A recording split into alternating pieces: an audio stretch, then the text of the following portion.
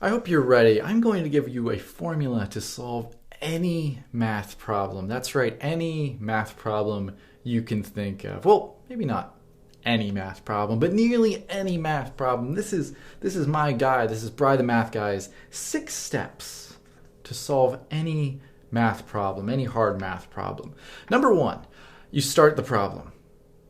Now, I know what you're thinking. Well, of course I'm starting the problem, but what I mean when I say start the problem is write what you know. And this is really steps 1 and 2. Step 1 is just to start. So many people look at a problem, they read it, they say, oh man, that is a hard problem. I don't know, I can't do it. And they just give up right there. Many people don't even start. So you have to start. You have to start the problem. Step 2. Step 2 is, even if you don't know how to start, you do this whether you think you know how to start or whether you don't know how to start. You write down what you know, and maybe draw pictures too. If drawing pictures helps you, if it's an applicable thing to do with this type of problem, maybe making diagrams helps with lots of problems, you write down what you know or you draw any pictures.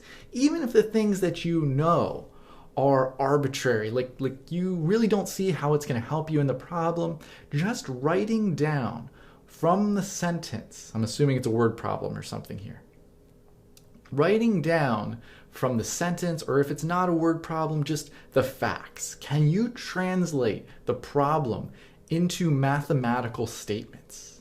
Okay, this is often a hard thing, but if you can take things from the sentence or from the problem and write down what that means in math, believe it or not, you're already making huge progress. So you've started. You wrote down what you know, even if it doesn't help you solve it. Step 3 is look at what you've written down. Write the logical conclusions. Okay, this doesn't have to be perfect. It doesn't have to be the correct way to solve the problem. But what you have in mathematical statements, start putting them together, or maybe just individually.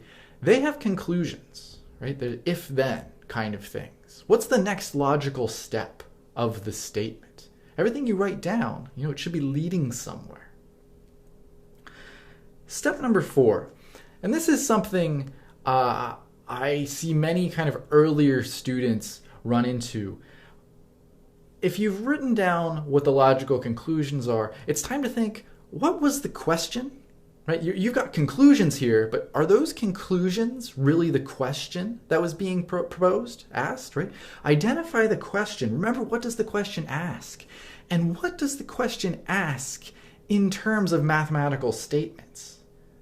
Right? Because if you can write down what you have, what the question states in math, and you can write what the question answers in math, that's really all you need. So step number 4, you identify what the question is asking mathematically.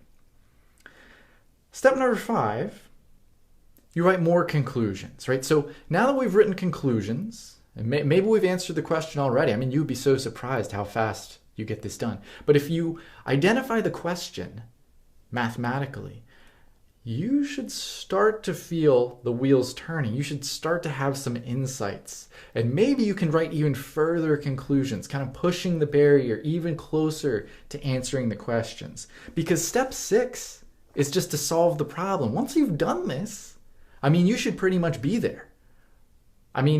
All you've done is you've written what you have, you've written what you want, and you've written things to connect what you have and what you want. That's all we're really doing here. That's what we're doing with nearly any math problem. Now, I'm really describing how math proofs are written, but this works for lower level concepts too, at least in my opinion. Now, here's the thing. Step 6 here, which was solve the problem. You might not be at step 6 yet. You might have done the first 5 and say, well, I can't solve it. I still don't know. Step 6, subsection B, is you walk away. You walk away from the problem, because this is a common phenomenon. You may have heard of this sort of thing happening before. You want your brain to just turn off, stop working on the problem, go do something else, do something relaxing. You let your subconscious brain start working on the problem. This is the way that it works. You ever hear of having insights in the shower, when you weren't even thinking of it, People, they have this is a famous thing. I believe it. People talk about it. I promise.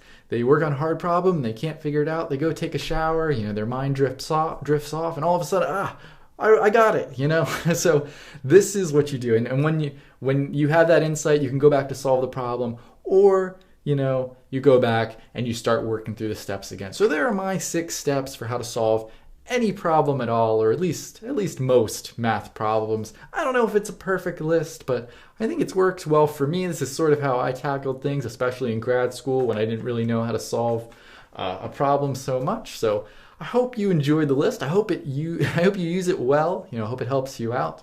I really appreciate you watching the video until the very end, and I hope you have a great day.